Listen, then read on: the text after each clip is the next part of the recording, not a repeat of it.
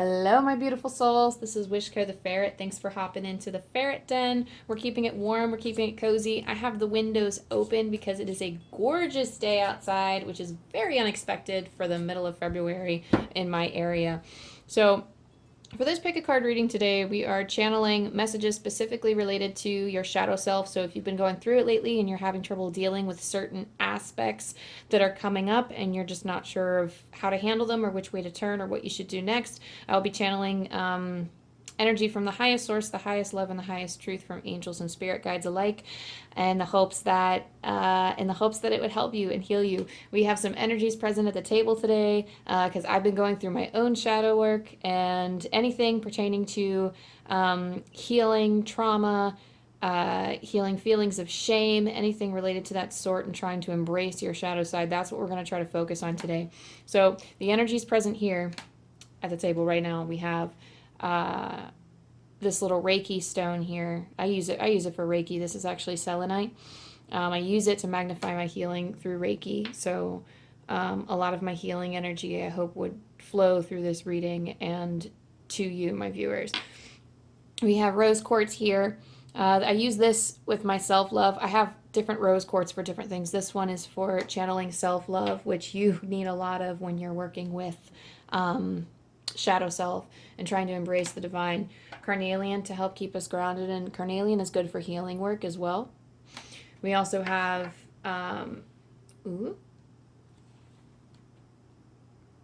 this Turritella agate. This is good for past life regressions. I use it for connecting with my ancestors just because it's just the feeling that I get with this. It just feels ancient. It looks fossilized. I love the look of this stone. It's something that I use when I'm pulling from ancestor energy. So when we're looking at loops and cycles and things, when we're dealing with ourselves, our ancestors are usually present for that. And we just have these cyclic things that we need to deal with. And also we have malachite, which I use for letting go of things. And of course, all of these stones can be charged with different intentions and that they're good for very specific things. But in my book, for my readings, what I'm using them for are these. I focus very specifically for certain stones. I assign a very specific purpose to it. And this one is for letting go. This is the stone of transformation, malachite.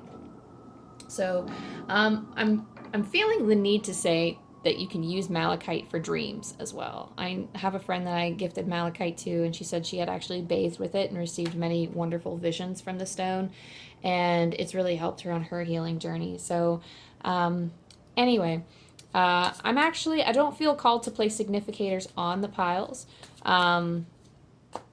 Actually, I kind of do. So I'm going to backtrack. I kind of do. So if you were feeling particularly drawn to any stone, the first pile would be malachite. The second one would be Turritella agate. And the third one would be carnelian. So, okay, I guess that's what we're working with today. Sorry, guys. I did not think that was going to happen. I just had them out because I wanted those energies present. But I guess if you so feel called, if you had a pile already in mind and you also feel drawn to a stone, there could be multiple messages in those piles for you. And if not, that's okay. Do, as I always say, what your intuition draws you to. So drop into your heart space. Let the dust emotionally, physically, and spiritually settle within and around you.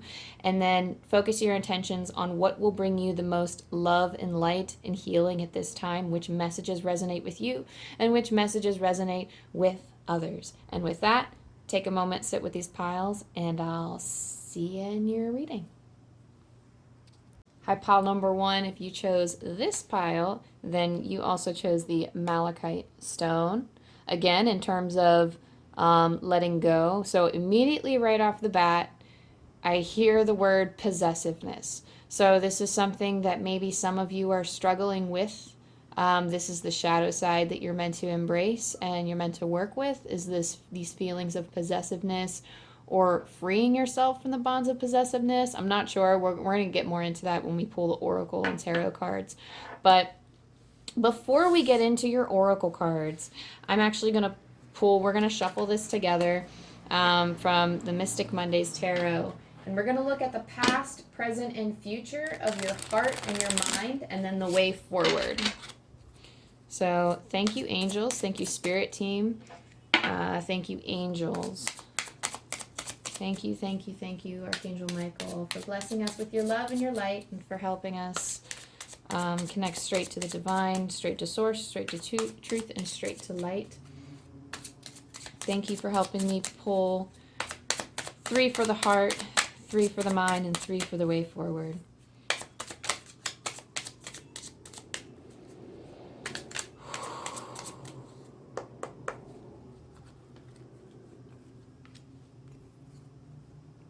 Oh, okay. All of them for the heart. 3 for the mind.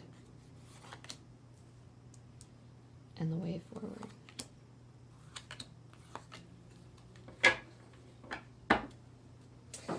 Okay, so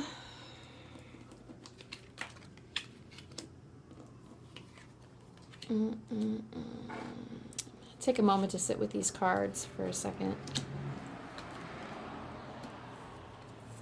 We'll move up the cards as we talk about them, but I'm going to move all of these down so I can focus here. So let me move these oracle cards to the side so I can really focus here. Oh, and just to add to the ambiance, I almost forgot. I have this pink candle here for self-love that we can light off in the corner.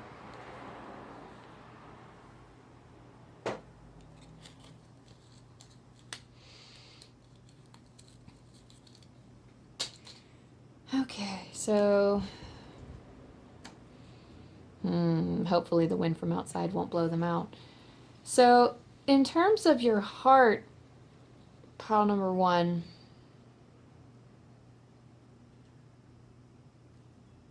I'm hearing for some of you active deference. I'm hearing that, just that phrase right off the bat. 4 of Pentacles is sharing a message of clinging too tightly to someone or something. It's clinging too tightly. It could be in terms of your finances.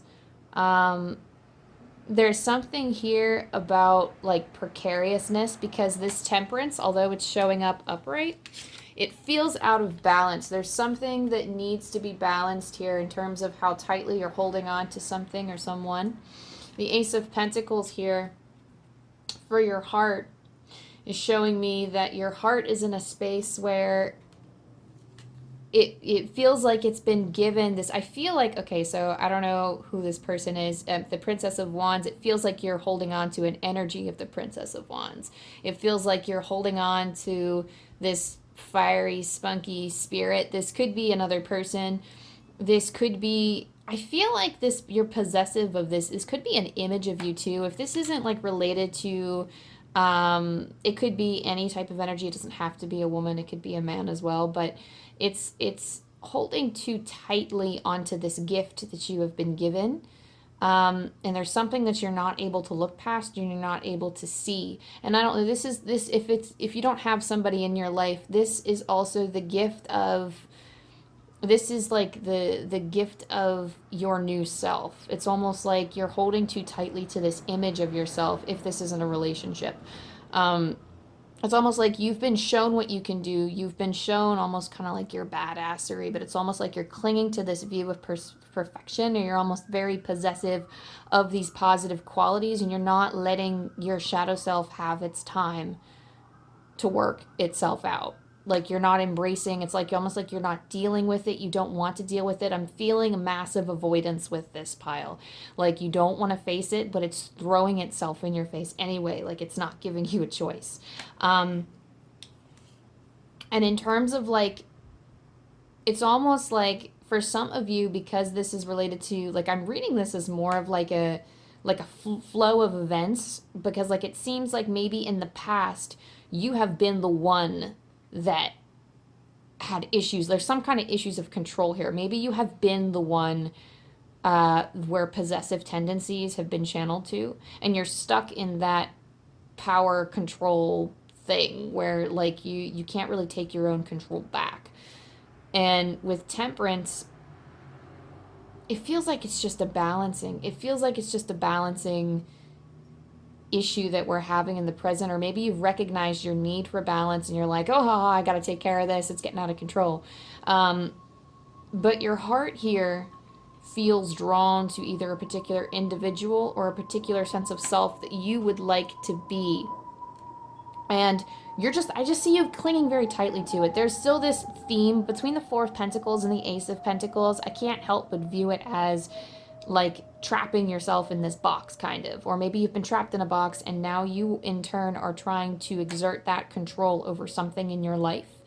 And it's messing with your balance of things, and I'm hearing your guides are showing you their way. They're showing you the way towards this balance. You don't have to worry about turning cold, is what I'm hearing. You don't have to worry about behaving in ways, because it's not you. You don't have to worry about behaving in ways that don't follow your essence, that don't follow the path of your soul. There's like a concern that maybe you're turning into people who once treated you poorly, or that you are concerned that you would turn into something like that, or that you're worried that you're clinging too tightly to something and you're like, oh my gosh, I'm a terrible person. And that's not true. These are just shadow parts of yourself that need to be balanced and learned from. There's something here. There's like a really loud ringing in my ear that there's like a need to express what this shadow self is. That a lot of times people want to ignore the shadow self and push it away. These are the parts of ourselves that we find unacceptable, that we deem unworthy, that we can't bring to the forefront because we're worried that we would be shamed or we would be ignored and cast out of society. And I feel for a lot of you that this particular type of energy, it's just not something you want to touch. It's something you're trying to avoid. Like I'm hearing just avoid, like nope, and you're like shutting it down, like you don't want to approach it.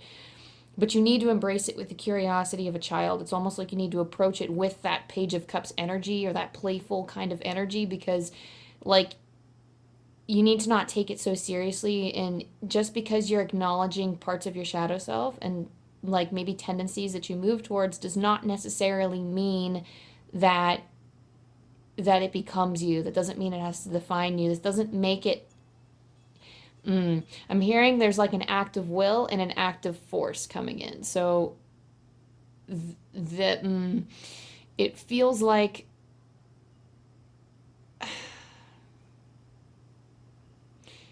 well, I'm hearing that you're indispensable, for starters. Like you're not, like you're indispensable, and by that, like you are a priceless gift from God and the angels themselves. So some of you need that reassurance.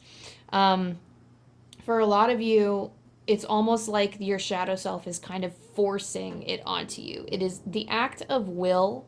Like if you are worried about becoming your shadow self, it is an act. Like it's not even becoming, like it's a part of you, it's embracing you, and we are part of humanity as a whole. So there's something here about the fear of not wanting to become something, not wanting to become this thing that gives you such trepidation, that kind of casts this cavernous echo around your heart. It's like this feeling of hollow, it's like a feeling of dread, but it's not the creepy every single fear in my life has been met. It's almost like it feels cold. It feels like it's a hand of dread, of like clutching your heart. And what your guides are trying to do, what the angels are trying to do in making you face this, is they're trying to help you release this and let it go and start tomorrow without these feelings of fear and sorrow and feelings that you can control you. You can, like, there are some things in this life that are out of your control, and we can't control our thoughts, and sometimes we can't control our feelings through certain things, but we can work through it, and we shouldn't have to be shamed for it, is the main message with that. So I feel like once you like embrace that feeling of, and it's just this car honking in the background as it's driving past my apartment. Hello, that's a message from God. Hello. Like, so, that right there is just like really loud and clear, saying accepting these parts of yourself will help you release that fear, and it would let you out of this cycle of torment that you're giving yourself, of constantly pushing away, constantly avoiding, of saying, no, I'm worried about being possessive, or I'm worried about turning into this person that just grips onto this one idea and cannot let go. And While it's a tendency, it does not describe you. And it's often fear itself fascinates people. And I want to I really want to I don't know why I really want to talk to you about this, because I feel like you really need to be calmed down.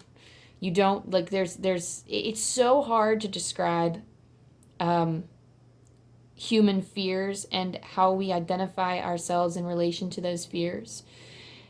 And we can think of the most heinous acts in the world and not come to terms with the fact that we would say, oh, there are things out there that I see that I would never do. But we have parts of ourselves that we don't accept, and we just are stuck in this loop of, I would never do that, I would never do that. But given the right circumstances and under the right pressures and with the right, sometimes it comes down to genetics and the kinds of things you're predispositioned to. Yes, you can be that person, or you could have been that person in another life, in another form, and you may have already learned that lesson and moved past it. Certain things that you said you would never do, maybe you've done in a past life. But those things, not to put you through an existential crisis there, but coming from an energy that we're embracing this of love and compassion and healing, you need to have this for yourself. You are the only one in this that can save yourself from this constant loop of chase. It's almost like a dog. I'm seeing a dog chasing their tail. It's like you're trying to grab at the solution. You're trying to grab at the one thing that's going to say that you are not this person. But you need to pick a side. It's almost like you need to pick a side. Say, I'm not this person. I'm not that person. And then create yourself into that. Everything's a different perspective. So the active will of creation, here's what I'm getting here for your mind. You have the Eight of Pentacles, the Empress, and Strength. So in terms of the mind for your past, present, future, you have something that you're working towards, and you're honestly feeling like I feel like you're pretty strong in your mind. I feel like this is you're someone who's very strong in your mind. You're very passionate about what you do. And it's almost like you need to have strength, though. There's something here that's blocking my throat chakra. There's something here that wants to come out as I'm saying this. So I feel like it's not all as it seems. For the Eight of Pentacles, this is steady work. This is in the mind. You maybe have been working on your mental health for quite some time, and you've maybe reached, you've like the Empress tells me, you've reached a space where you know what peace feels like. You at least understand what self-love feels like. It's not like this is a foreign concept to you. This is something that you treasure and you value beyond what you would have, you would not have placed, years ago, you would not have done this. You would not have had this same vision of self-care and self-love. You've reached those heights. But what Spirit is telling me with this is that in your future, you have the strength. And I mean, this is I feel like something you have in the present, but what is needed now to guide you into the future of having strength in your mind. This is something you have learned through these coping skills, through these I don't know if you're into therapy or self-help or something. And again, I'm not a licensed therapist, so I cannot, I'm not authorized to give legal or medical or counseling advice, if any sort of the word, but, and that's not even followed by a but. That's just, period. I'm not licensed. So if you're using me, I like to use the words of the famous Chloe Taylor on YouTube, where she says, never use me as a substitute for therapy. And if you're using me like that, then you're using me wrong. You're using these readings wrong. But I feel as if for a lot of you, for your thinking, it's your mind is in a stable state.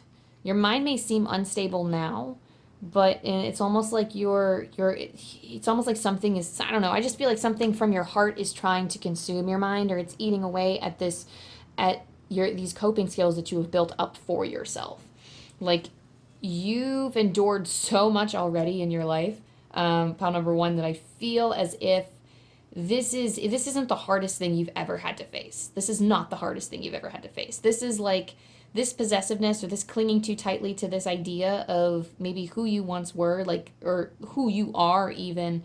It's preventing you from exploring your shadow self and from releasing your fears. Allow yourself to be fluid and malleable and have trust. And that alone, strength is more than just having physical prowess or having the strength of the mind. Strength is about like choosing to focus on thoughts in your mind about trusting the divine, trusting. I'm hearing trusting the Lord, even though I don't typically refer to him as that. God, universe, source. I usually do like universe and God, but maybe some of you follow the religious path, or like you can chime in on that Christian belief. But having strength in knowing that you're going to be taken care of, and that it's all of this messiness, this is all meant to happen. This is all meant to release you from your fears and release you. I'm hearing like the bonds that guide you, because when we're guided by our fears and when we're guided by, like, it's almost like we can't follow our guidance when we're strapped up in chains. I'm getting 8 of Swords energy here, where I feel like, I feel like dealing with shadow self is always dealing with 8 of Swords energy, where we're trying to free ourselves from the shackles so that we can be freely led forward by wherever our soul calls us, to. So somebody who has had in our mind, I'm speaking to somebody who has done a lot of the work, has presently reached this state of calmness, and at least in the recent time within the last year or so, you've reached this state of nourishment, of blessed peace, that you have created for yourself because you have put in that work. And in the future, God asks that you have strength to endure the revelations that come, because you are growing and expanding as a person, you are growing and expanding as a soul, that you can understand. This is going to help you understand humanity on a greater level. And here, for the way forward, I'm getting the chills. Why am I getting the chills? Oh, we have the 6 of Cups, the Sun, and the 10 of Pentacles. Grieve what you must, but move forward. So grieving, they really want you to take time in healing. So 6 of Cups, you're very, and I get this sometimes for very specific messages for people, but you're very fair. I feel like you're a very fair individual. The 6 of Cups, trust yourself. There's something about giving generously. This is, I feel like, giving to yourself. You really need to give yourself grace.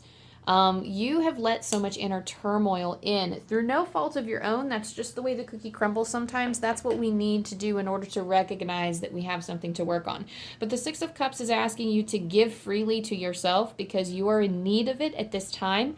And you are, and I'm hearing I'm hearing a lot of traffic today, but in particular, an ambulance is going off right now. So I feel like you need to be the ambulance for yourself right now. You need to be that ENT that's bringing you back to life.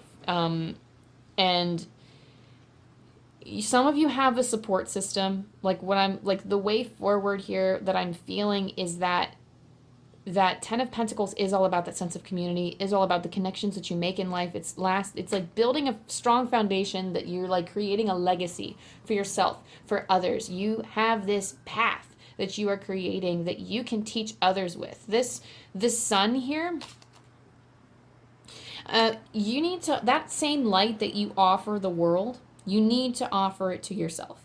As of right now, you need to heal the ouch, is what they say, what the oracles always tell me, and the phrase that they use in another deck is heal the ouch. And I feel like that's what's necessary here, is that try to embrace it with positivity. So when you go in, you take that deep dive and you take a look at all this icky stuff, and you're like, oh my gosh, are you kidding? Sometimes, and I'm going to share this. I'm going to share this because I feel like it's relevant. I feel like we all have those nasty voices in our head, and they can feel very real. Those feelings feel utterly awful and impossible to deal with. And as somebody who's a psychic medium that deals with spirits and the mediumship and everything, there's all kinds of energies, and my frequency, I feel like, is constantly changing sometimes when I have to dive into my shadow self. I hear spirits shame me, and it does not sound like me. And this is very much how other people experience, people who aren't psychic mediums but who have like low views. Like, I mean, everybody's a psychic on some level. Everybody, I feel like, is a medium on some level. I know some people naturally have the gift, but I really do feel like the dead are trying to communicate with us all the time. And I don't mean just the dead. I don't mean dead to scare you. I mean souls on the other side, consciousness on the other side, because consciousness is interwoven and all around us. So I feel like this energy, like, the bad can stick, the good can stick. It's all contagious. Whatever you declare as good or bad, whatever feels good, whatever feels icky, it all attracts one another. It's all, energy is just contagious. And your angels and guides are telling you to be the sun. Be the sun, your way forward. And I hate to be that person, like toxic positivity, focus on the good, blah, blah, blah. But I really feel like you know the bad of yourself, or you know this shadow side. It's not bad, it's just you know your tendencies and you know the way that you waver. And I say bad and I struggle with that term because I just came out of my shadow self whole excursion. Like, I feel like I had to come up belly up there. And there's still a part of me that's resolving that the shadow self part is not bad, but it's something that sometimes causes uncomfortable emotions that we have to deal with, and things that may be struggling with feelings that maybe we deem as wrong. And struggling with holding those aspects of ourselves that we don't like, or our shadow self, versus the aspects and our focusing on our strengths. They say that when you are depressed or you're anxious, you should never do shadow work when you're having those kinds of episodes, because you can't, like, in order to do shadow work, you need to pull focus to your strengths. And the sun is saying you need to call forward your strengths and pull yourself out into the light, pull yourself out into the sun by giving to yourself generously, by allowing others to give to you as well. But I really feel like when we're doing shadow work, it's kind of a very solitude time, though I feel like for some of you, the energy of Pile 1, like, we're really just, I feel like connecting with others could be decent medicine for you. I feel like that really can brighten up your day. It can root you into the ground and can get you back into feeling like yourself again. With that being said, I'm going to pull some oracle cards, or pre-shuffled oracle cards that we're going to show here. Sorry, I'm moving away from the camera because I'm looking to see what's next. What is your shadow self trying to teach you here? So what is your shadow self trying to teach you? Oh, faith. Faith. Miraculously, amazingly, everything I need always comes. Love is opening me to receive beyond anything I imagine. And this is faith in yourself. Like, I am a good person. I have nothing but the highest and the best love and intentions for other people. And I can work on this. I can, I can do better. I can be better. I have faith that my guides, and I just heard my Empress. So, I mean, maybe some of you are dealing with, like, a feminine energy, because again, with the Princess of Wands and the Empress, I'm really feeling like this is a relationship for some of you that you're dealing with, for not, like, your inner Empress. If not for, like, a relationship, then your inner Empress, like, I have faith that myself, my inner Empress, is nourished and helped and loved by the divine, that I can give the love and support to that inner Empress, whether that Empress is myself or whether that Empress is the partner that I'm in a relationship with. Or even, it doesn't even have to be a romantic energy. This can be like a platonic energy of somebody that you feel, like a friend that you feel possessive over, that you're like, I don't want to let them go, but I feel ugly for, like, not wanting them to be in certain situations, or I feel gross because I have these feelings, and I just feel like, I feel like for you, your shadow self is trying to teach you to have faith, and it's having more faith in yourself, that you can write yourself up and follow your soul path, and that you don't fall into patterns of mistreating yourself or mistreating others. It will happen sometimes, and when it does, we offer apologies and forgiveness where it's needed, and sometimes we mess up and people won't forgive us, and then they move on. And that's their burden that's their burden to, I don't know why I just felt the need to say that is their burden to bury. Um, I do feel like that's something that they would have to unearth someday. But that's the same thing for all of us, is that when we don't forgive, we end up burying something until it has to be unearthed. And it all comes to light, be it in this life, be it in the afterlife, or be it in the next life. I do feel like it's a karmic cycle that does come back to teach us again and again what we need to learn. So here, having faith in yourself, receiving yin, let yourself explore this dark cavern. Let yourself explore this feeling, this energy, this, I don't know. I just like, again, I'm getting avoidance, and your lack here, or like the thing that you're lacking in the most is being on the receiving and allowing those things to come in. And when you challenge these things, when you challenge this self with the acceptance of yourself, when you start to embrace these things, it's not fighting with it, saying, no, that's not true. Start having faith in yourself, because then in yourself will reflect the way out. But you need to start having faith in yourself in order to do that. And we also have any extra messages that we have. We have earth and ground. This is something you are in, like, you have a powerful, I'm hearing that you're powerful, and I'm also hearing that because you are powerful, you need to ground yourself. Like, my voice is cracking because I'm feeling this in my soul. Like, this is something, pile number one, that you have to do. Like, sometimes grounding is not, and I mean, I hate to say it like this, but for those of us who love to contemplate, for those of us who love to chase our tails in mental circles, and I'm hearing someone like walking down the street going, yeah, I don't know if you heard that, but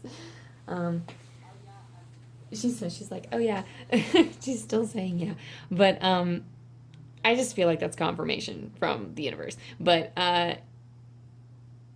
what was I, oh my gosh, what was I just saying? Oh, okay, so when you're a powerful individual, sometimes going out in nature, and when we have kind of this mental, we kind of do these mental gymnastics, will they, won't they, yes or no, am I doing the right thing, like going through existential crises all the time. I feel like for a lot of us, this is like a very confident pile. I feel like for some of us, this is confidence, but I feel like some of us, our confidence is like being shaken a little bit, and that we're kind of doing that dog chasing a tail thing where we're chasing the same problem again and again. We're trying to avoid it, but that's the problem that's being presented to us, is we're trying to chase a certain thing. We're trying to cling to this certain truth when we need to embrace some other truth.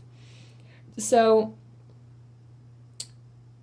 when you're powerful, I feel like we're all powerful in our own way, but I feel like for us people that are energetically sensitive, you really need to ground yourself.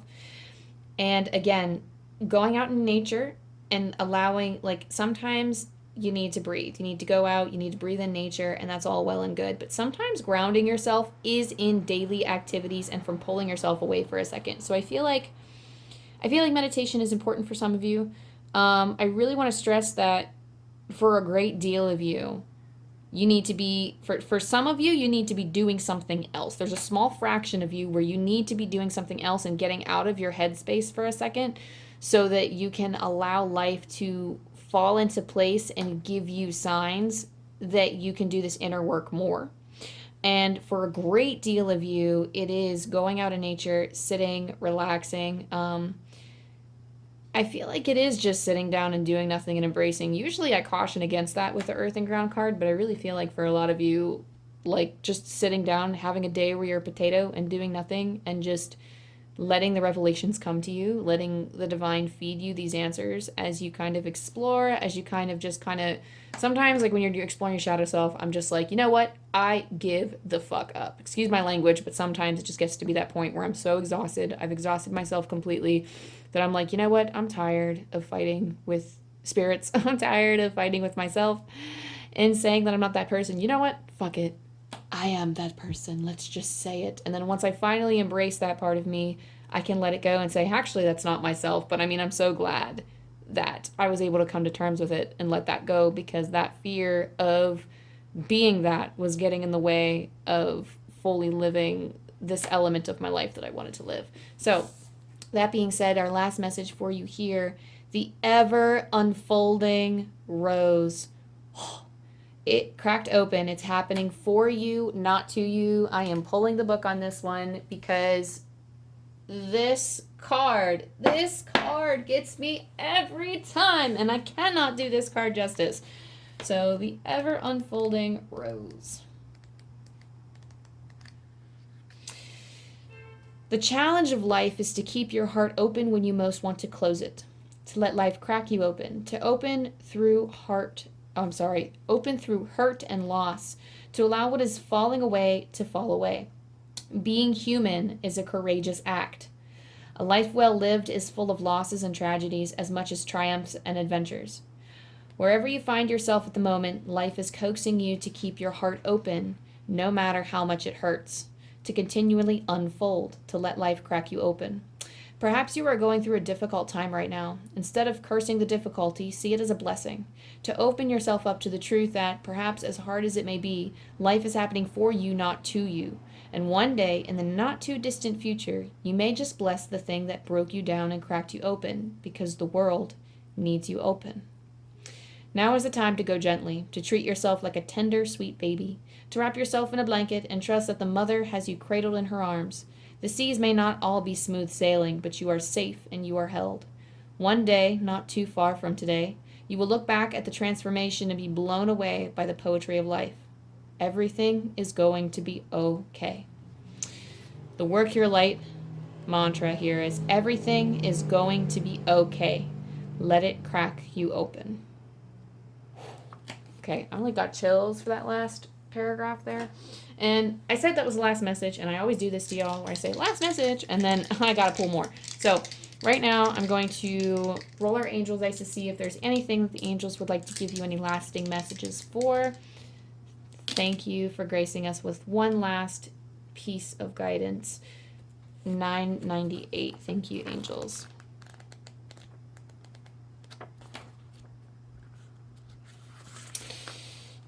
Your intentions to grow and heal have been manifested. Rejoice in who you have become. One more time. Your intentions to grow and heal have been manifested. Rejoice in who you have become. And with that, thank you, pile number 1. Thank you, Malachite choosers. Thank you for gracing me with your energy and for allowing me to read you. Thank you for allowing me to impart my wisdom and to impart Spirit's wisdom through this channel. If this resonated with you in any way, feel free to like and subscribe so you don't miss any more content from me. I usually do post new moon and full moon readings, though I may be taking a break from that shortly. I just felt super inspired with Valentine's Day. I just could not pass this up in terms of self-love, and there's just so much out there about self-love, and it's more than just baths and salts and essential oils and facials and all this other stuff. It is about accepting the parts of us that we don't like, because it's those parts of us that prevent us from loving ourselves. So with that being said, I hope that this has helped you in some way. And I love you. I love you. I love you.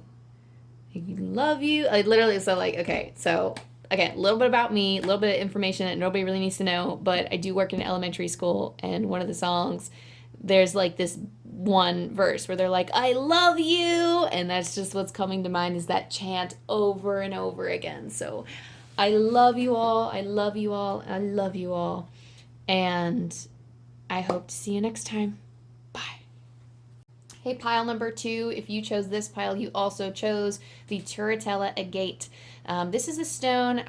This is a very grounding stone for me. It's also very good for ancestral healing, things related to inner cycles that we have trouble coping with or healing with. I want like a good close look at it. I have like pure natural light from the window in front of me and my overhead light, which is not very good lighting, so but it's still very beautiful, as you can see the pattern on it.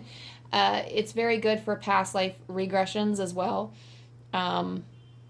But yeah, so I'm going to keep this off to the side. will always love this stone. I always pair this actually with my malachite stone. So, I mean, if you felt drawn to pile number 1, I definitely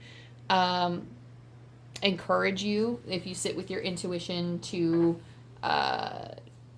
go to that pile if it's so called to you, even a little, because there might be a message in there for you. I always pair those two together. I probably should have said that to the malachite pile too, but we'll see. So before we get into the oracle cards, I'm going to pull tarot cards, and my voice is going to sound a little weird because I'm moving away to look at the list here. So we're going to pull from the Mystic Mondays Tarot. We're going to pull past, present, and future for the state of your heart, the state of your mind, and then we're going to pull for your way forward. So thank you, Spirit. Thank you, angels, for channeling our energy from the highest source, the highest love, and the highest light to give us nothing but the truth. Okay. Oh. Okay. Past, present, and future for the heart. Thank you.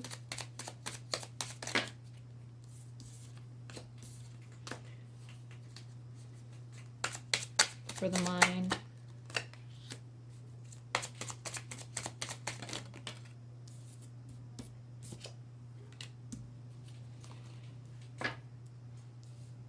Oh, wow. Okay.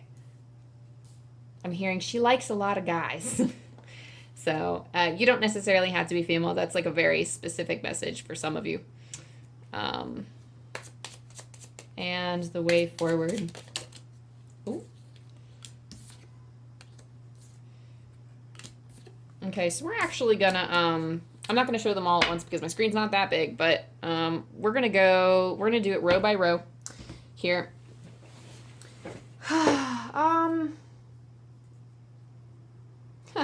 I do feel like, I'm sorry, I'm laughing because I also see me in this pile too. But pile number 2, I'm really feeling that okay, well, first of all, we hardcore manifestors over here, and we know and we believe in our power to create.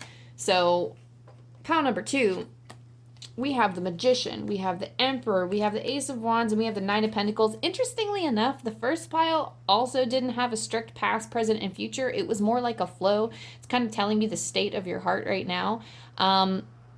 But you recognized in the past you had powers of manifestation. You recognized that you had control over what your destiny would be, and that you've been guided to nurture these creative abilities in yourself. You don't have to necessarily be a creative or like you don't have to be an artist of any sort, but it's like your power to control your future. That's what we recognized here.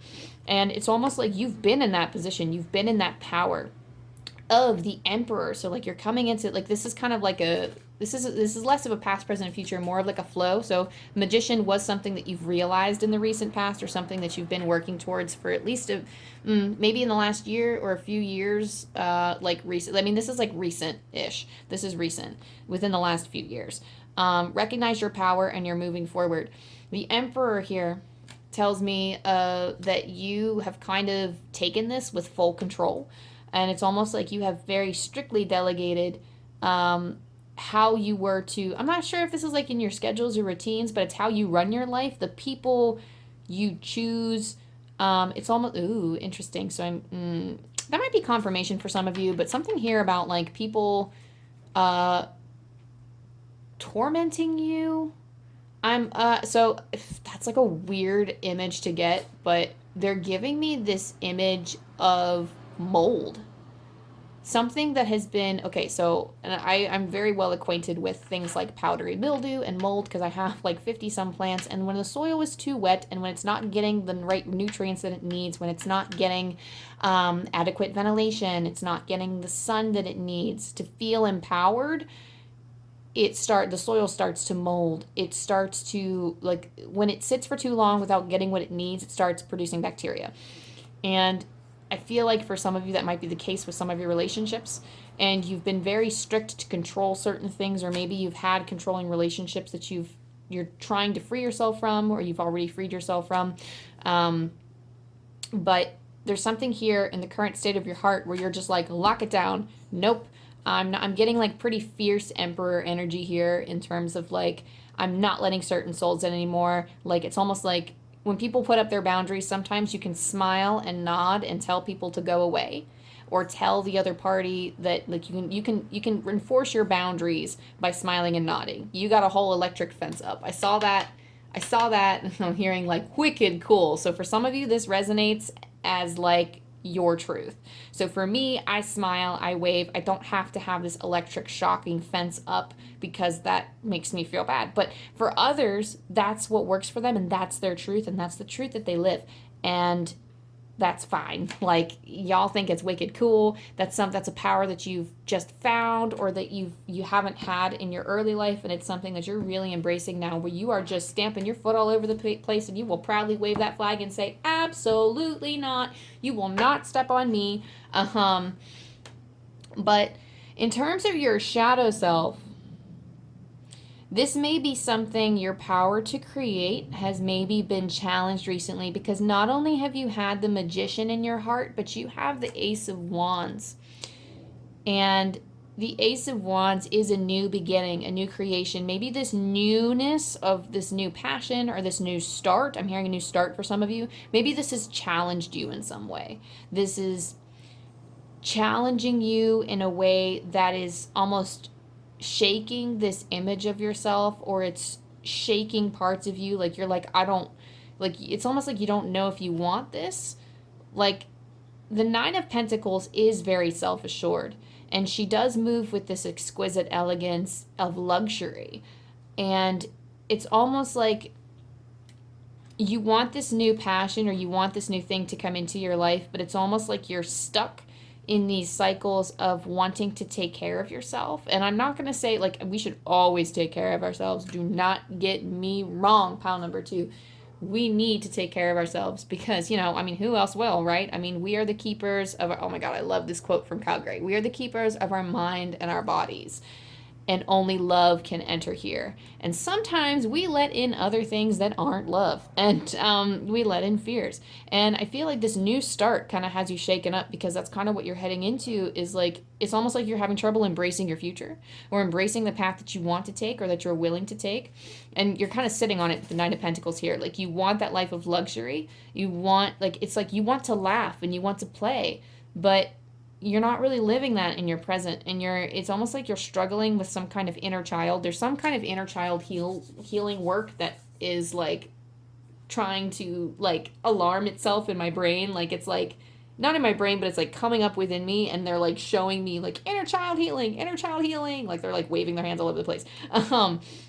So I feel like for some of you, maybe it was your view of other relationships that had caused you, like, I mean, so for example, I'm just going to use this example because it's kind of what came up before, of like when I first shuffled the piles and I was hearing, when I was first shuffling your past, present, and futures, and I heard something about liking many people. And maybe that's a part of yourself that you're frustrated with, and maybe that's the aspect of yourself. Like maybe it is like you want to create, some of you want to create romance. Some of you want to create, it's something in regard to your relationships, and it could be in relation to, like, for some of you, it's not a person, and it's that you're trying to manifest in love, and it's something that you want to create, like you want to create a new beginning for yourself. But it's almost like for some of you, there's some type of like, Okay, because Spirit's like telling me, like, watch how you word this here, because we don't want it. We don't want to. So the concern is that we don't want to magnify a problem that's not actually a problem. And I think that just might be confirmation for some of you that maybe you do have a tendency to like multiple people, even if they're not 100% your type, because you're trying to manifest what you want. You are creating your goals right now, is what I'm hearing. You're creating your goals. And I'm hearing maybe some of you had situationships, or you allowed yourself to get into these undefined relationships of somebody who didn't want to fully commit to you. And you were allowing yourself to be in those situations, those situationships, because, you know, you wanted that happily ever after, and you clung so tightly to that. And it's hard to manifest something like that because a lot of times fear is in the way. We do have a lot of trauma bonds we form. We have a lot of trauma that we have issue working through. And we have a lot of fears in terms of vulnerability, in terms of I'm hearing let it go. So some of you might have to let that go. in order to embrace this new beginning. Some of you have to let go of somebody in order to move forward. For some of you, it's a breakup. For some of you, it's a breakup that, like, I mean, like, it was something that you've cherished, but maybe, sorry, tripping over my words. It's something that you've cherished, but it's something that demanded too much from you.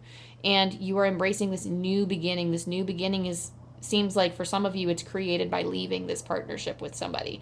And for others of you, it is recognizing your own power and being too strict for yourself and realizing that you're being too demanding of yourself in terms of what you're looking for in a relationship or the kinds of new starts that you want to create for yourself because you want to live in a lap of luxury. But it's almost like you're taking a lot of breaks. I'm hearing you're taking too many breaks.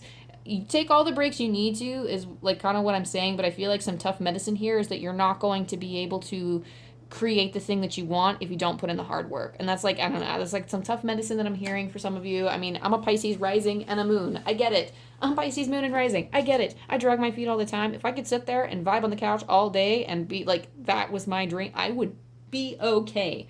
That way I would be totally okay. But, I feel like for some of you, it's not like I don't want to say toughen up buttercup. That is not it. It's like Spirit says you need to want it enough to recognize, like, you need to not only want it enough, but you need to recognize the work that goes into it, because once those two energies collide, you will be unstoppable. You will be unstoppable. In terms of your past, present, and future for your mind, so that's the state of your heart right now in terms of like past relationships and how they're affecting kind of your current energy, or maybe it's like the friendships that you're around right now that are like not quite what you're looking. There's some type of control here, being a creator and trying to enforce this new beginning for yourself, something about demands being placed. And what I feel for you for like for your mind, for the past, present, and future, we have Knight of Cups, we have Ten of Swords, and we have Princess of Swords. So yeah, this is all in the heart. I mean, yeah, for some of you, this was a relationship. This was like a young, naive guy, or this was somebody who just was very immature and crushed your being or crushed your heart, because we have like the Ten of Swords, which is like an end to you. It's like, I'm hearing like we don't want to discuss this. So I get it. We don't have to talk about it. I will roll past it. But what I'm getting here, so like we have the Ten of Swords going into the Princess of Swords, and you're like transmuting this energy and you're transforming this energy and you're becoming a whole new different person. But it's almost like you have ideals from other people placed on you. If you weren't in a relationship, the Knight of Cups is maybe your struggles or your attitude with love is what I'm hearing. There's like a certain attitude. Some of you are hopeless romantics and you want something very specific in terms of love and you just aren't getting it. And you're like, oh, why? Like, I just feel for some of you that it's not, you have an angelic presence guiding you, I'm here. I hear there is, I'm sorry, I hear that they just said you have an angelic presence guiding you and I'm here is what they said. So trust that you are protected and trust that this energy that came and went in your life and caused this suffering and this turmoil and then just led to this end, some of you are relieved from this ending and some of you feel like your self-esteem kind of took a hit, or maybe it's a little bit of both. Like, I just feel like your self-esteem is kind of like not where it was once before. But there's something here about maybe you actually manifested somebody. Like you worked on a manifestation, you manifested a person, and like maybe your previous manifestations weren't the right guy or weren't the right person for you. And it kind of destroyed you, but you're kind of picking yourself up and you're learning how to manifest something better for yourself, because the Princess of Swords here in your mind, it's like you're like, I just get transmuting. You're transmuting whatever mental energy this is, and you're turning it into something like it's almost like so you see this picture, she's shining illumination. She's bending the truth. She's bending her sword. She's bending her truth to see what fits. She's magnifying her positive traits. She's magnifying the qualities that make her her. You're magnifying the qualities that make you you, and you are kind of in the future position. I see you building yourself like this road of acceptance and love and grace. But this is all from your mind, because I feel like maybe this was like a head over heels type of thing, because when the Knight of Cups is in mind energy, I really do feel like this is somebody who came in, offered you their love, and you were just head over heels, or they were head over heels, or something about the heart consuming the mind for a moment, and then realizing that you've kind of wrecked yourself, or that something here just it wasn't right. It wasn't for you, and it melted away. Like it wasn't a good fit. Maybe it was good once upon a time, but it served its purpose, and your angels are kind of guiding you to release it and transmute it. Okay, so that pain, transmuting it to better yourself and get into this kind of Empress energy, because the Princess of Swords follows the Page of Swords, which is a card about rediscovering your thoughts, your beliefs, how you truly feel about the world and yourself. It's okay to change from being a very strict, this is how I feel about things, and it's okay to bend and change. We're all human and we all change. So allowing yourself the grace to change into a better person to accommodate your lessons that you just learned, that's important. That's going to be important in terms of your mind. Now, your way forward, you have Four of Swords, Judgment, and Eight of Wands. I'm hearing get busy, but right now, so in your past, you've done a lot of Four of Swords, which is resting, meditation, contemplation. This is like for, how am I viewing this? For some of you, you really did wake up from dreams, like your guides speak to you in your dreams, and you receive these symbolic messages in your dreams, and it's almost like you're altering your life to kind of fit those dreams. And I mean, that's great, because you're following the guidance that your guides are giving you. So that's kind of your way forward, is to kind of keep doing that.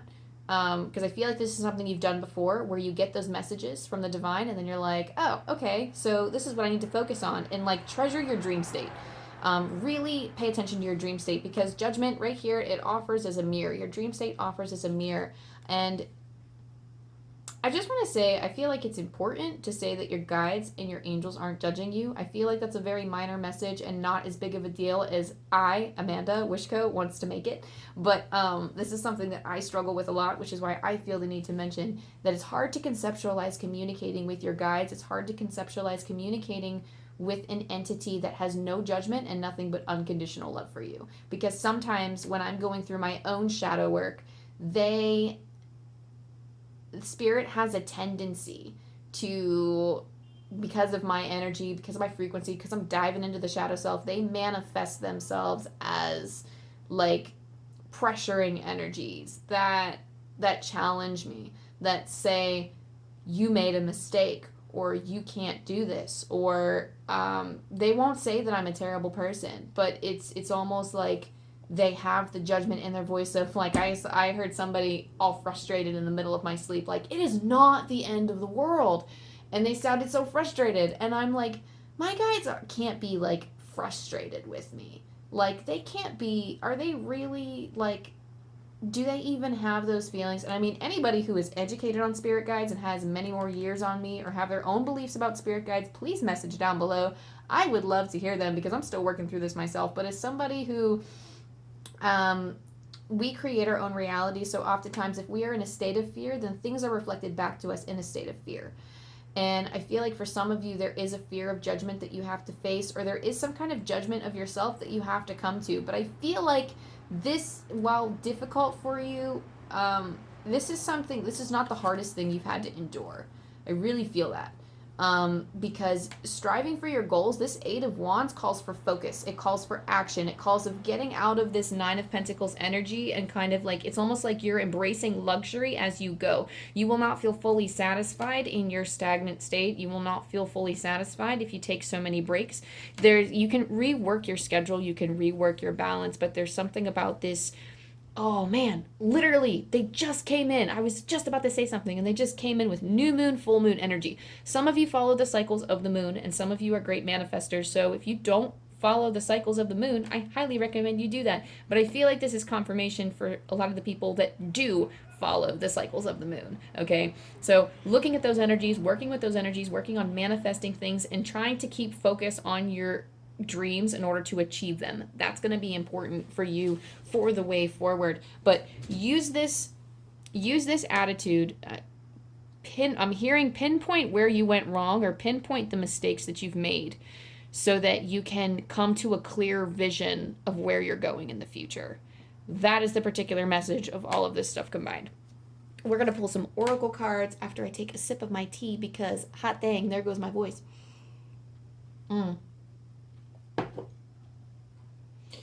Okay, so what is your shadow self trying to teach you? Or was the intention for these cards? Surrender. I always get the chills when I pull these cards. They're so profound and they're so simple. Surrender. Sometimes learning to surrender can feel as if you're dying. The ego learns what's hardest, to stop trying to control the whole universe. Guys, what was I saying with the Emperor? You don't need to have such a strict hold on everything in your life. There are some things that we can't control. So the need to surrender is very important, to just let it go. And oftentimes when my guides need me to surrender, they will literally show me this bird. They'll actually give me the card from this same deck of True Offering, but they'll show me a bird. It'll be a little black bird and it'll open up in the palm of my hand and then it flies away and I let it go. And that is my form of letting it go. Letting it go for you might look different for you. It might not be it might be like a physical manifestation of something that you can just write something on a piece of paper, crunch it up in a little ball, and throw it in a fire. I'm feeling for some of you that might actually be very therapeutic and very cathartic, is writing down all of your worries on a piece of paper, everything that's bothering you, and then just like burning it up into the wind and letting the divine take care of it and trusting that they will. So there's that. And what else do we have? We have Thinker. A lot of thinking energy for you, friends. We have, with the Ten of Swords and with the Princess of Swords, especially in the mind segment, this makes a lot of sense to me. This feels like your shadow self is trying to teach you to surrender, and it's also trying to teach you the appropriate way to think, because wherever we put our focus is where our energy will be. Now, when I put a lot of my energy into, like when I had so many fears, a lot of times the voices would challenge me and they would say, don't you dare. Don't you give in. You really think you're that person? Oh, you're horrible now, huh? Like they wouldn't say it in a goading way, but that's just like the general, that just eclipses a lot of people's thinkings, is like that particular narrative. And it's almost like they're kind of daring you and they're egging you on. And like sometimes our thoughts do that, where we have this strange fascination with the unbearable and the unfathomable and things that are out of our control that we can't stop thinking about. And we're like, oh my gosh, like I can't stop thinking about this. And it's not even like, oftentimes we don't even have the awareness that we're doing it. And your shadow self is calling you to that. I'm hearing for some of you, there's a need to control that thinking. You can't control everything though, because manifestation, and I feel like I knew this message would be important for somebody. I just didn't know what pile, and this is the pile that it feels like it's important for. Manifestation for a lot of people is scary because they feel like because I don't know if it's just like they don't understand it, but they fear that if they have a negative thought that they're focusing on, that they're so afraid it's going to come into reality. And that is not true. That is not manifestation. I'm telling you right now, here and now, wishkotheferret says that is not true. I love, like, I'm going to reference other oracle readers all the time. Other tarot readers, I'm going to do it. It's going to happen. I love them all to death. I don't know where I would be without other tarot readers. Chris Reck from Minnow Pond Tarot has said this before too, in terms of manifestation. He hates that, well, and I don't want to speak for him, sorry Chris, but the advice that he gives or the guidance that he gives, he says, like, I don't like the teachings of the law of attraction and manifestation that often people misunderstand. Not that I don't like the teachings, but like people misunderstand it often. And I can see this in the community where people misunderstand that, if you think negative thoughts, you're worried about manifesting that. That's not how that works. That is not how that works at all. And your heart needs to be in that space as well. Fears and beliefs are powerful. And it's not the end of the world, in my opinion, to manifest things that you fear, because then that teaches us to get over our fears. And thinking about something and constantly thinking about something and putting your negative attention on that, or your attention on that negative thing that you don't want to happen, or you're chasing yourself in circles being like, am I like this? Or am I like, is this really the person that I am. Like, I just don't want to be this way. And it's just the rejection of the self. And the way forward that I feel from spirit is that not only surrendering yourself, but surrendering yourself to the idea that you can't control everything that goes on in your mind, and that you need to believe in your own power of attention. You need to fall into your heart space and fall into what you truly feel and believe, what's coming from your heart space and your truth, and declare that as your truth, and not let your thoughts declare your truth. There's a feeling of giving your mind too much power here. Okay, and my battery's about to die, so I'm gonna try to get through this quick. We have, for just extra messages, we have from the angels composure. So keeping your composure, your world has been shaken a little bit. I just got this card earlier too, and the image that's coming to mind is having the whole earth vibrating beneath you, just having like an earthquake, but it's almost like you're a little stirred up, you're not shaken, so, but it's hard for you to keep your composure because the earth has been shaken a little bit. This is, again, not the hardest thing you've ever had to do. This is kind of refining old lessons that have come at you again and again, and this is referencing things that you've had to go through again and again. So, for a second there, I just heard the wind, and it was not the wind, it was just like it must have been like a weird car or something driving past that made a very strange sound. But it's almost like, again, with that transmutation, there's just something here about transmuting energy that just seems like a call to confirmation there. I do feel like the way that you interpret it at first, the way that you're interpreting this earthquake at first, doesn't seem real. It doesn't seem, I don't know, there's just something here that doesn't seem like you're falling into your shadow self a little bit, and you're almost it's almost like a delusion, or you're chasing yourself in circles with your thinking patterns.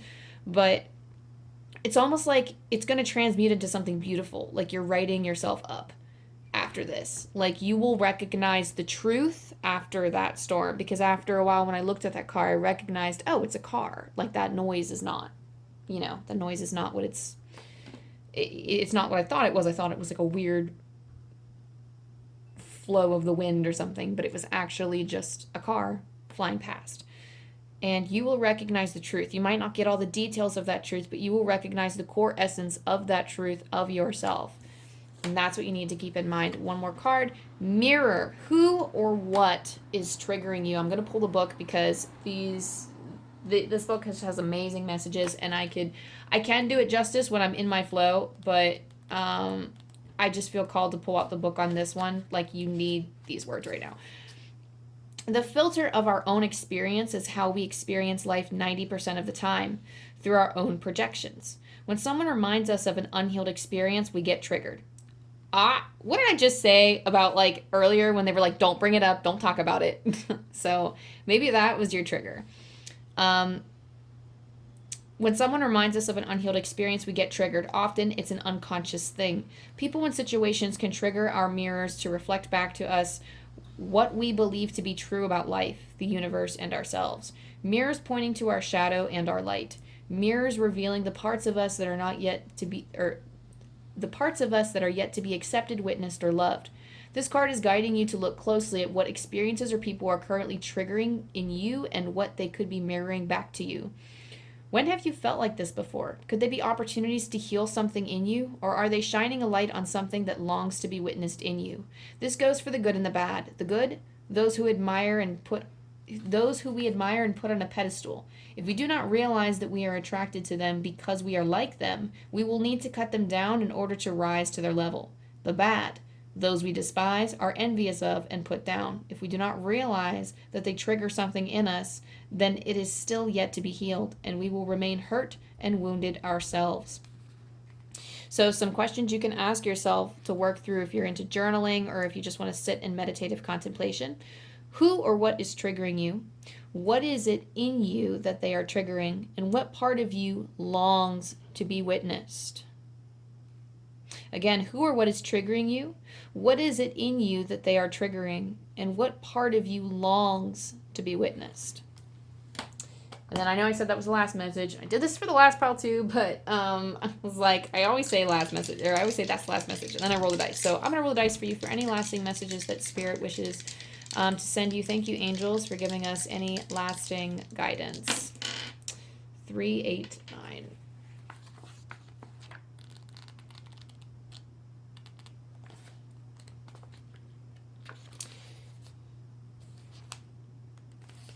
Three, 8, 9. There we go. The road you are on is simply leading you back to yourself. You are the wise teacher. Go within and listen. Again, the road you are on is simply leading you back to yourself. You are the wise teacher. Go within and listen. And with that, pile number 2 and my Turritella Agate pickers, thank you so much for allowing me to read your energy, and thank you for acknowledging and being willing to be here in this energy with me and work on your shadow self. It's not working on correcting it, but there's so much of the world that is shadow, and there's so much of ourselves that is shadow, and what people don't understand is that the shadow is never meant to be pushed away, but is meant to be healed and embraced so that we can cherish our joy and our love and our healings all that much more. So thank you so much. If this resonated with you in any way, go ahead and like and subscribe. That really helps the channel. Go ahead and do all that down below. If you would like to leave me a comment and let me know how this resonated with you, if you so feel called, definitely feel free to do so. And also, I think it was with this pile, how do your spirit guides connect with you, and how do they communicate with you, or what are your shadow self experiences like? That's a very personal thing. You don't have to share. But if you feel called, I would love to hear it. Go ahead. You can send me a message. You can write in the comments below. But yes, I love you. I love you. I love you. And I will see you next time. I wish you nothing but all of the love in the world. Bye. Hey, pile number 3. If you chose this pile, you also chose the carnelian. Very grounding stone. Helps with the lower 3 chakras. Specifically, I feel like it's the root. Don't quote me on that, but I do feel like it is very good for the root chakra, for grounding, for stabilizing, and for healing. It definitely helps me when I'm kind of patching up some shadow work and I'm trying to heal. So we'll save the oracle cards for later, and we'll get into the tarot cards for the Magic Mondays, or is it it's Mystic Mondays, sorry, Mystic Mondays tarot. And my voice is going to sound like it's getting further away because I'm checking the notepad here. We're going to look at the past, present, and future for the state of your heart, and then the state of your mind, and then we're going to look at the way forward. On your oracle is going to be what your shadow is teaching you. So for your heart, that one wants to come out too. Everyone had like 4 for the heart, so more of like a flow of time, like a past, present. It's like a past, present, future. It's like a progression.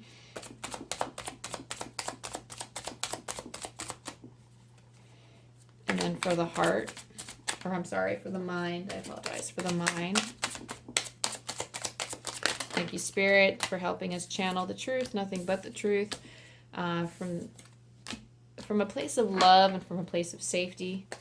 Thank you for allowing us to connect with love, with truth that resonates with our audience and helps them figure out what they need to know right now, for the way forward.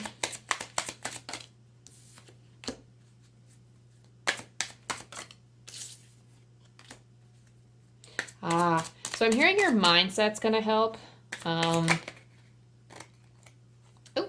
You have 2 cards for this one as well.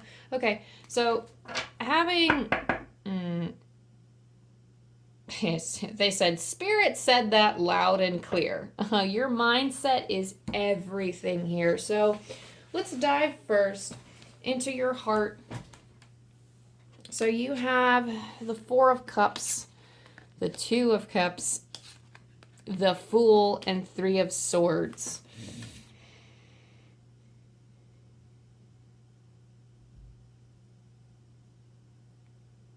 So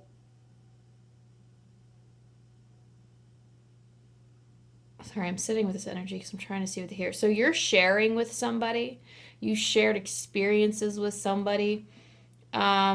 And it's almost like there was a separation, that you're still suffering heartbreak some. So the Four of Cups tells me that this was a choice. The Four of Cups says that this was a journey that you took with this individual. I feel like it was divinely guided. Two of Cups is a soulmate connection. This could have been romantic. This could have been platonic.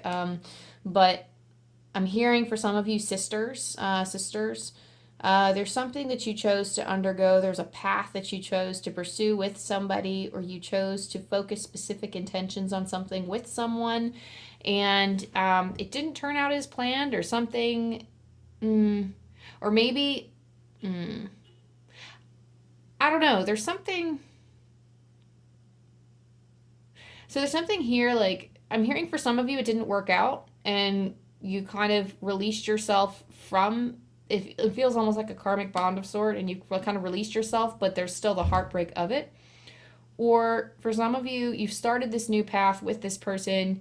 I just feel like it ended abruptly, and there's Three of Swords. There's something like maybe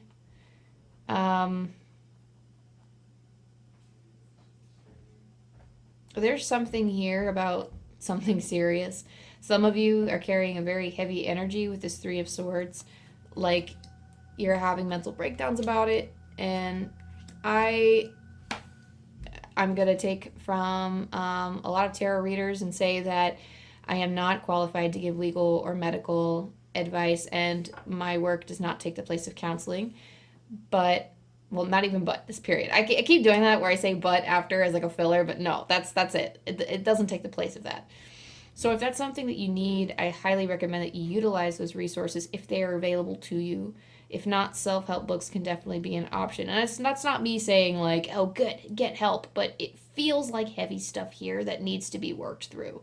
Because Three of Swords here is just crushing your heart, and in the place of your heart, this is a heart connection that you've formed, but you've had to make a new beginning somehow. Maybe you've embraced that new beginning away from this person, or you've dealt with some sort of shadow aspect. If this wasn't another person, I feel like for a lot of you this was another person that you've kind of attached yourself to, but a lot of it was, if not another person, then it's like dealing with your shadow self and embracing the Fool's journey, I'm hearing. So specifically like the start of like a brand new you, in a sense. I mean, not brand new because the core of you is still here, but it's almost like you're like a revamped self, like a what do they call it, like a glow up, as you will. But this Three of Swords is coming back to haunt you. It seems like there's just something haunting that keeps coming back, and it's almost like you're reflecting a lot on it. You're putting your attention to that. With the Four of Cups, I feel like you're kind of there's something here about maybe you learn to embrace some of the dark side of yourself. For whatever reason, there's this, it's kind of like the same shade of pink or red, but like this focus that she chose, this cup that she chose out of the Four of Cups, and also the fact that this is like a mirror or a reflection. There's something here that reflected, whether it was a relationship in another person or whether it was facing yourself, there was something reflected back at you like a mirror. And you eventually learned, you got over the hard part, and you learned to dance in it. You learned to dance in this part of yourself, or these parts of yourselves these parts that you've neglected. You haven't really cared for them. It's almost like you were never embracing your shadow self, but you know more than anyone how to embrace your shadow self now. There's something very freeing. Like you already went through some kind of spiritual awakening, or some kind of facing yourself moment, dark night of the soul, where you have fully transformed and left, and you feel free. You feel like you could dance in it. You feel like you have the wisdom and the knowledge to share with other people. But there's this Three of Swords from your heart that just keeps...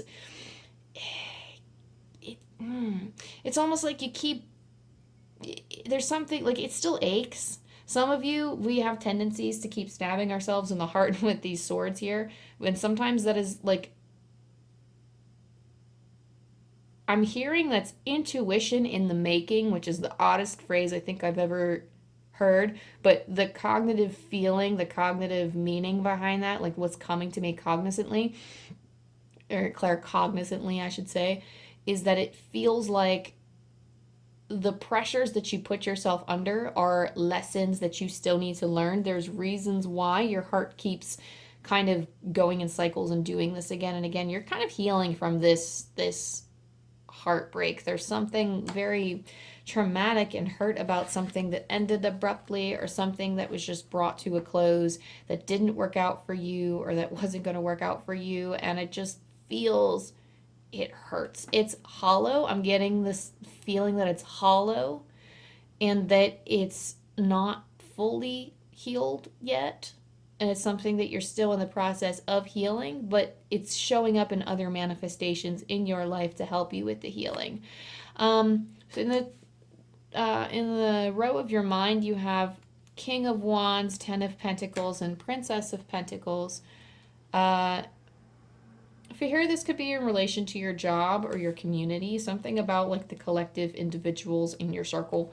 But your mind, maybe you're very focused on building that community.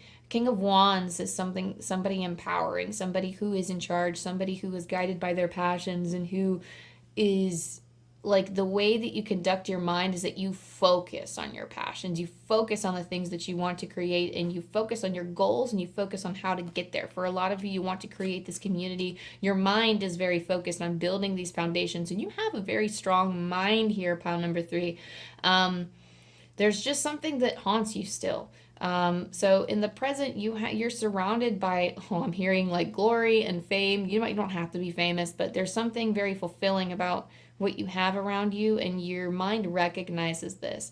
Now, the future of your mind here,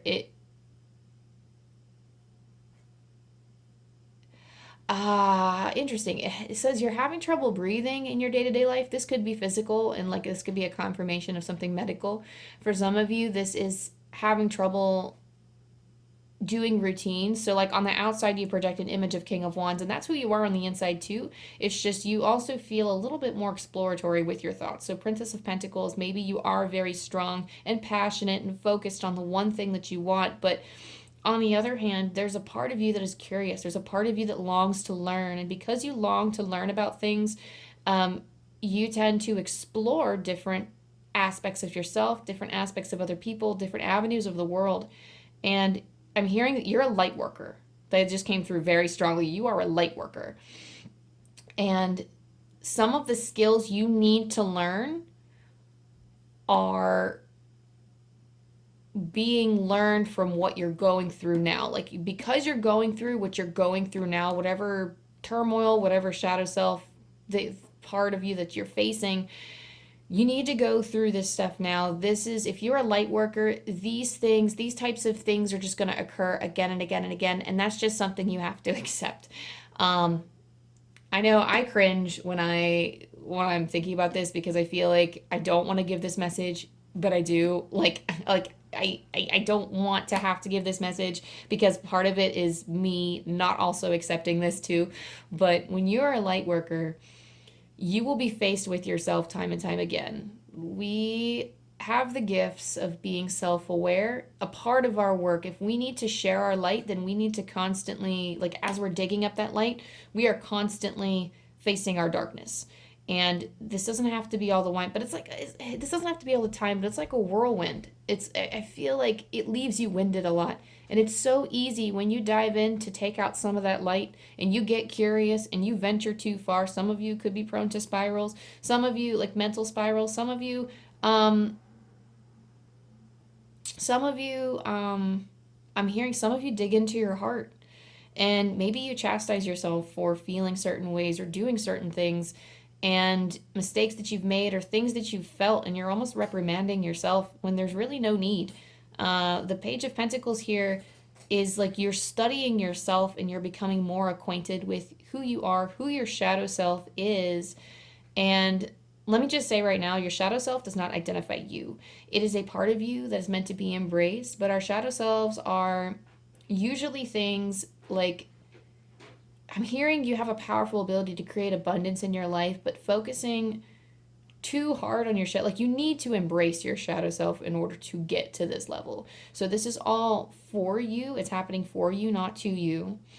And falling back on your community is going to help you a lot at this time, because a great deal of a light worker's job is to dive. Literally half of the battle, I'm telling you right now, is not the thing that we do for other people. It is not the channeling. It is not the giving light. I mean, light workers can come in many forms. If you are a teacher, if you are a public defender, if you are, even if you're a prosecutor, if you are spreading light in the ways like of creating, if you are spreading light in the ways of the tarot, of oracle reading, or being a medium, or being some kind of spiritual healer, or being a doctor, whatever that is for you, whatever the light worker looks like for you, there's something about you that makes you sensitive to other energies. And because of that, you contemplate you might contemplate human existence a lot, or you might contemplate because you want to understand other people. There's something here about the Princess of Pentacles that says you learn by default.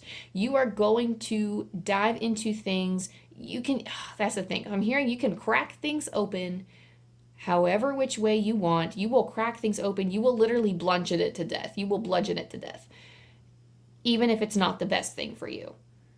And sometimes you only need to take a single crack at the egg to reveal what's inside. You don't need to slam it several times against the wall in order to get the yolk out. Do you understand what I mean? Like, you don't need to approach something from several angles. Like, sometimes certain thoughts or certain things that you explore are just going to be uncomfortable no matter what way you look at it. And it's something that we have to live with now that we've experienced it. And it's like, okay, every time I think about this, it's going to provoke this certain kind of emotion. It's going to happen. And part of bringing the light to people is understanding that there's darkness. We understand that as light workers better than anybody, but it's accepting those parts of ourselves. That is the biggest struggle. The way forward for you, the Eight of Pentacles, the Princess of Swords, the Princess of Cups, and Death. You have like pages, princesses. Princesses are meant to reflect the page. And we have somebody, right now, you are somebody who is in a strong learning stage. Like, you have the confidence of a king, but you still have so much that you're, and it's not even like, I mean, you are so full of wisdom, but there's a part of you that is so playful and so learning oriented. It's like you devour knowledge. Like, I'm literally seeing you like, okay, this is gonna sound like a really weird image, but the image that I just got was somebody who has just a really, really big mouth, and they have like a ferocious appetite, and they're just eating all these books. Like, they're like, ow, now, now. And I'm like, dang, slow down. Like, like, you're gonna choke on one of those books. But there's something here. The way forward for you, Eight of Pentacles, is to dive into practice, is to dive into your purpose, and to dive into whatever fits your knowledge or your skill set, is what I'm hearing. Dive into something that brings you joy and brings out that light. Because when you chase certain things in your shadow for a long time, that causes us to wilt. As flowers, I guess, it causes us to wilt. It causes us to sag and to drag our feet. And it's all a cause and effect here. So the more energy and the more mental effort you put into exploring and beating this egg against the wall, that, I'm sorry, I'm laughing not at you. I'm laughing because it's a funny image for me. Like, it just keeps coming up as like smacking the egg off the table.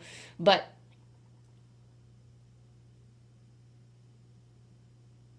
I'm hearing, okay, so for some of you too, like, getting involved in other things and getting involved in your purpose is going to help bring out this light. And for some of you, I'm hearing, like, if you don't feel supported, dream of your support. Dream that you are being held by the divine. And I'm hearing ask for forgiveness. I don't think we should see, and here's that thing. Maybe you feel like you need to ask for forgiveness, or that you feel, okay, I'm feeling like a sense of shame from here, so I'm just gonna have to stop, like, real quick. I'm gonna have to stop and say that you are more than what you're thinking about right now. You are more than, this last pile kind of had this feeling too of like a dog chasing their tail and trying to find this one truth about who they are as a person, and you are more than what you view yourself as. So I'm hearing that for some of you, there's something excessive about what you're doing. There's something excessive. There's like you're doing something in an excessive amount. You don't need to go that hard. You don't like there's, and again, with the beating the egg, trying to get the yolk out, it's like beating a dead horse. You're not going to get anything out of it. There's nothing more to be discovered here. You just need to let it simmer and let time heal and do its thing, because with the Three of Swords here, that is pain. Like, it's thinking about it and beating it brings up so much pain. Like, and it needs time to heal and to mend so that you can look back on it one day and go, okay, that happened. I still feel like for some of you, if you focus on it, you'll get choked up now. And that's just not where your focus needs to be right now. Just give yourself time, take some time to breathe, focus on something else for a while. That way you can get your mind and your energy off of it, because a lot of you did the work already. A lot of you did the mental health work. A lot of you kind of did the shadow work that you needed to do, but now you need to let it rest so that you can heal. Princess of Swords, you're transmuting. So again, last group had this too. Pile number 2 resonated with you. Maybe you can go check them out. Or if you felt drawn to pile number 2, then maybe something in there might resonate with you. The Princess of Swords here is like transmuting this energy. She's kind of playing. I feel like for some of you, you're just, I don't know, you're just playing with the sword. You're playing with the sword. You're trying to, it's like you're transmuting that icky energy into something beautiful. And I feel like for a lot of you, since you've already transmuted that, it really just feels like you're playing with your thoughts and your beliefs, and you're kind of splashing in the puddles a little bit. I get that with the Princess of Cups here too, where you're kind of splashing in the puddles and you're figuring out how you feel about your thoughts, how you feel about the way that your thoughts interact with the world around you. And in doing this, I'm hearing so it is. So if you have concerns about this not fitting in with your life plan, or you're worried that you're doing it too much, you're worried that this is all unnecessary, or you feel like so I'm going to tell you right now, in the divine plan, you may feel that you are doing things again and again, and that you might have went through an experience where like, this is completely and totally unnecessary, and I can't believe I wasted my time. This is just what the spirit of the vulture says, where nothing is wasted. It is in your life for a reason, because I'm here thinking, all of my shadow work, I'm like, oh, that was so unnecessary. I didn't have to chase myself into circles so many times, blah, blah, blah. But then I also hear someone in spirit come through and say, but it needed to happen. Like, it was supposed to happen is what they said. It was supposed to happen. And when I was like, why? Why does this have to happen? Why is it supposed to happen? Why do I have to chase myself into circles like this? You don't have to. We always have a choice. But if that's what we end up doing, we can't shame ourselves for it. Because in the end, it's what we were meant to do. They had told me, I heard them say, because you need to prepare for your future. And this is the way that they're preparing you. This is the way, like, these are the things that you have to face in order to embrace the future that you want to create. And that just speaks volumes when it comes to the Death card. The Death card is rebirth. The Death card is walking this path. You're like literally walking the path. I don't think I've ever seen the Death card in this deck like this before, but you are walking the path straight into the mouth of rebirth. Straight into you designed this path before you got here. Before your birth, you designed this path with your guides, and you knew this was going to be exceptionally difficult, but you waited until now to have that lesson, because this lesson would have wrecked you before. You would not have been able to cope with this before, but you had your other awakenings, you had your other experiences with this soulmate, or this mirroring, seeing yourself reflected back in some way, and you said, okay, so now I'm going to choose to walk this path, and this is the path, this is the reality. I'll have you know, this is the reality of what being a light worker means, is not going into yourself constantly. And it's almost like there's something here about shushing yourself. And sometimes it's not like I'm telling you to avoid it. When we start to look at our dark side too much, it starts to overtake us. And something you have to do sometimes is shush it. Be like, shh, shh, shh, not now. I'm shining right now. Wait another day. I'm hearing, wait your turn. Right now, you just need to let the light in you step up and take its turn. Start living in your purpose, maybe pass on what you've learned, and in doing so, that helps repair the damage. It's not irreparable. Spirit wants you to know that this can be healed and you will feel safe again in their arms. But it feels almost like, I don't want to say some of you might be blaming Spirit, or some of you might be a little bit harsh on the spirit realm right now because of what you've been through, and it's almost like, why did you do this? Or it's like, why are you letting me, or why can't you respond to me and speak to me in a way that is guiding me properly so that I don't feel this pain, because I keep asking for answers and you keep not giving them to me. But the deal here that Spirit wants you to know is that you're fine where you're at. Why are you there? They're like, why are you asking for guidance when you don't need it? You can guide so many people. You've been guiding so many people. So pile number 3, offer the same grace for yourself. What would myself say to myself? That's what your guides are trying to ask you.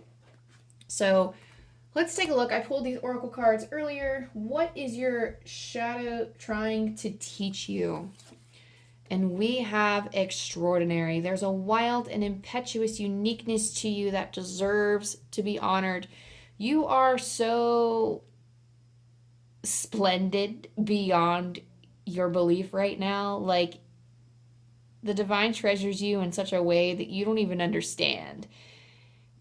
And when we pass over on the other side, I feel like we will fully feel, like we will know from, like, just in our whole essence, because we will be our essence, how they have felt about us this whole time, and how much love and acceptance and forgiveness is already there for us.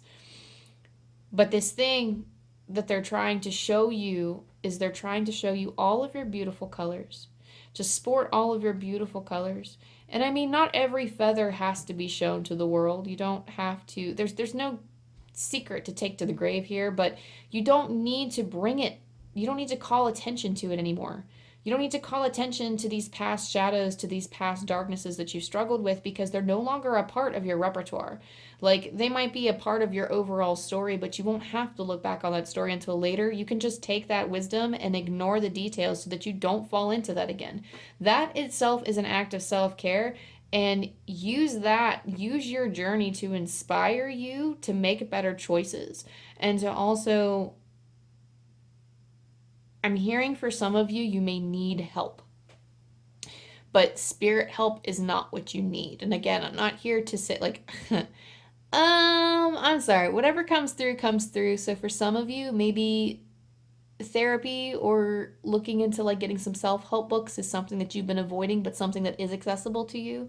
And Spirit, Spirit has always been an advocate for me about, getting therapy. And, even if I didn't have the resources, it was always, okay, try to work to where you have the resources to take care of yourself, and let that be a goal. Try to manifest that, because taking care of yourself is a huge priority. And if that's something that, like, you need to have balance in your life and you're kind of ignoring it, like, try to get into the habit of respecting yourself enough to say, okay, like, and some of you may be frustrated. Some of you are like, oh, Amanda, I can't.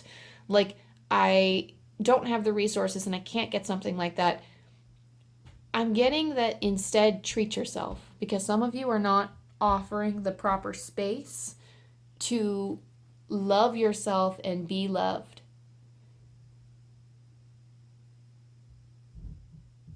You have purpose. You have desires and you have wants. Allow yourself to indulge in those things so that you can live your purpose. Also, you have another, what's your shadow trying to teach you? Not only that you are extraordinary and that you can hold this light and this darkness. That's part of what makes you extraordinary, is holding both of this and accepting the duality of the world. You have a change in the wind. So, Spirit, what are we trying to say with this?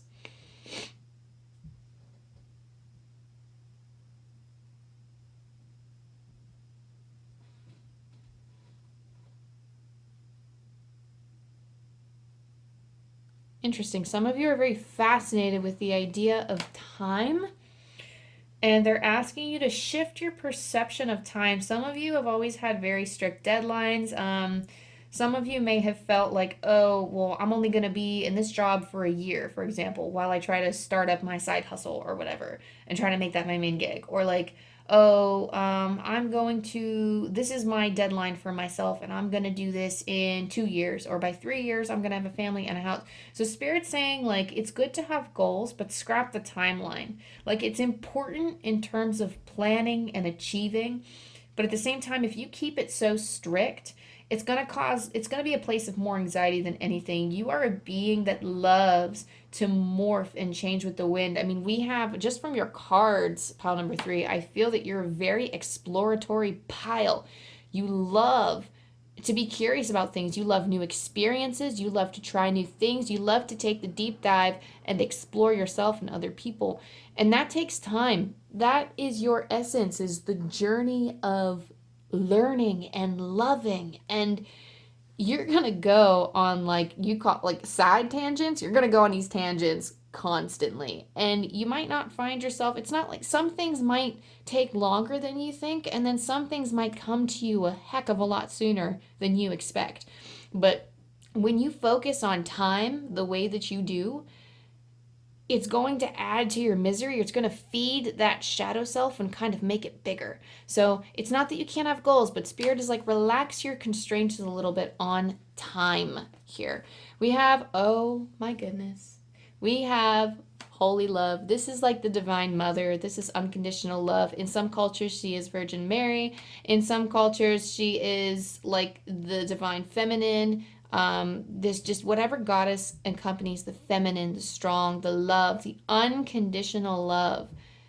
This is that message. And you know what? I'm actually going to pull straight from the deck, because I was just wondering where this card was and why I wasn't getting it during my shadow work. And I was like, oh, look, I'm just so happy that it came through, because I think this is both what you and I need to hear.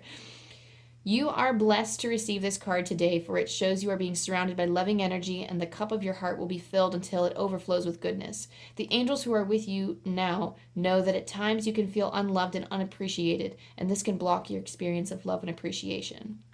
The divine energy that is surrounding you at this time is there to help you. Oh, bless you, baby. Sorry, my ferret sneezed. The divine energy that is surrounding you at this time is there to help you melt away any blockages so that you can be open and receptive to the love and appreciation that you deserve. Your angel guide is encouraging you to view yourself in a loving way and give yourself permission to be loved. If you have been holding back for a while but are now ready to share the love you have within, this card brings the message that it is safe for you to do so. Hi. Sorry, my ferret is hacking up a storm. I feel like that's a message in itself, too, because they only cough, like, at interesting times. And I feel like you don't want, like, you want to love yourself deep down. You want to feel and express this unconditional love, but there's a part of you that avoids it. You don't want to think about it. You don't want to talk about it. Like, it's almost like because you don't fully accept yourself, it's like you're afraid to be accepted by the divine. Man, let them hold you. So I'm gonna cry. Let them hold you. Jeez. Let them comfort you and love you. I never cry during readings. Y'all, don't make me this reader. Don't make me this reader. No. Okay, let me read the extended message. Angels of love are gathering around you in awe and celebration, for you are finally willing to remember how loving and lovable you are, and heaven is guiding you to see that you deserve loving relationships, loving experiences, and loving acceptance from the world around you. This card marks a milestone in your own self-awareness. It acknowledges the steps that you have taken to claim your worth and to recognize that you deserve to be loved and respected and to feel good. It also acknowledges a new level of spiritual openness, which draws even more divine love from your angels and the Creator. You are loved beyond your wildest dreams by the power and the presence that created you. And through receiving and acknowledging that love, you will create even more loving experiences in your life. I'm here. I feel for some of you it's a really tough pill to swallow. We constantly seek that love and validation from Spirit, but we find that oftentimes it's hard to find. And it's because we need to face certain parts of ourselves and be willing to love ourselves, because that is what Spirit is trying to teach us. I feel like that's kind of one of the many lessons that we as a collective are here to learn, is how to love ourselves and embrace ourselves unconditionally, regardless of what our shadow self brings up, because our shadow self is a part of ourselves. You cannot have light without the dark. And things that we don't like or that we cannot accept, we are being asked to embrace that. We are being asked to embrace that, a part of our shadow self, so that we can not only learn from it and grow from it and teach other people how to cope with theirs, but it's to help channel that compassion and that love and that sincerity. It's helping us on empathy on so many levels. And you're gonna do so much, pile number 3. Like, you're just gonna give so much healing, because I feel like your message, you just gave me healing. You healed me. Thank you, pile number 3, for healing me. Like, I feel like you are guiding me right now and accepting my love on this journey. Like, you have no idea how grateful I am, guys.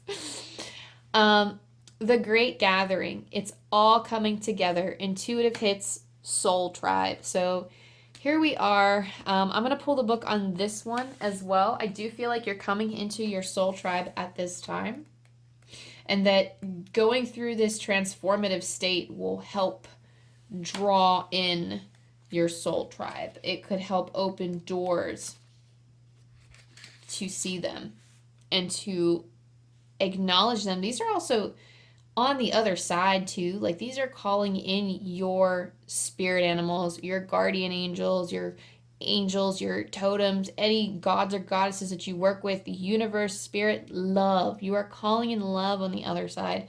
And this is a part of, like, this is what's forming that soul tribe, or what's going to help you form that soul tribe. You are being called to let your intuition move you physically. You are connected to a group of souls who are weaving a web around the planet. And as you travel and share your creations, something is rethreaded. This card is an acknowledgement that you are either being called to connect with others who are like you at a soul level, or that you already are. You are being called to gather groups of people, either by leading them or becoming part of a group that can support you in your soul's personal mission. You are part of a group of souls who agreed to be here at this time in history to heal yourself, your ancestral line, and the planet. To raise consciousness so that we can continue to call this magnificent place home for eras to come. One of many consciously choosing to devote your life to something greater than yourself. It's time to call in your tribe by sharing your soul's voice and letting yourself be seen. When you share what is real and true to you, and you share the medicine that you most need, those who are like you will gather around you. You are your tribe. They are just like you. And just as you are longing and searching for them, they are longing and searching for you too. So hold the card on your heart, and actually, if you don't have this card, hold your hand to your heart and say, I choose now to let myself be seen. I am ready to call in my soul tribe and create a web of light all over the planet. Again, I choose now to let myself be seen. I am ready to call in my soul tribe and create a web of light all over the planet. Okay. That being said, I'm going to give you one last message from the angels before we part ways. Thank you, angels, for telling us anything else that we need pile number 3 to know right now in their journey of healing and embracing this unconditional love and acceptance for themselves and receiving it from the divine. 5, 4, 2.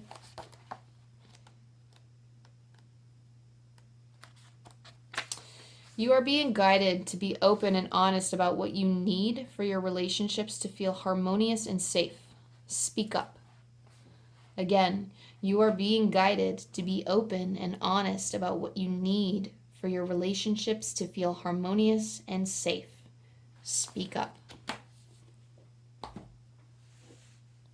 Don't feel too pressured if you're worried about doing that. You will be guided in this endeavor. Thank you so much, pile number 3, for letting me connect with your energy. Thank you for teaching me through your reading. Thank you for allowing me to be a part of this gift and treasure that we call love and channeling and connecting with spirit. This really is a sacred practice for me. I truly enjoy what I do. If this resonated with you in any way, you can like and subscribe down below. That would really help the channel grow. It could help you view future messages that you may need to hear. If your intuition, if you, how do I normally say that? It tried to come out the way I normally say it, and then it got jumbled. If you so feel called to go to any of my newer readings. I do new moon readings. I do full moon readings for all of the signs. I may veer away from that because it's a lot for me, to be honest, but I love the pick of cards. I will always be putting out content, at least for like the next year, to see where it goes. I love building this community, and I just love, I don't know, it's like one of my passions, Oracle and Tarot, so I can't give it up. Not yet. I can't give it up. So go ahead and comment down below if this resonated with you. And I've also asked this to the other piles, so I'm just going to bring forth the question now. How do you connect with your angels and your spirit guides? Like, I would love to know how that works for you, or how they've been communicating with you, or how you communicate with spirit. I mean, I'm all about finding that tribe of people who connects with spirit daily, and who really tries to find their soul source and really be those kinds of light workers for other people. So if not, like, hey, you do you, boo. Comment down below and see how this resonated with you in whatever way it did. So I love you. I love you. I love you again. Thank you so much. And I'll see you next time.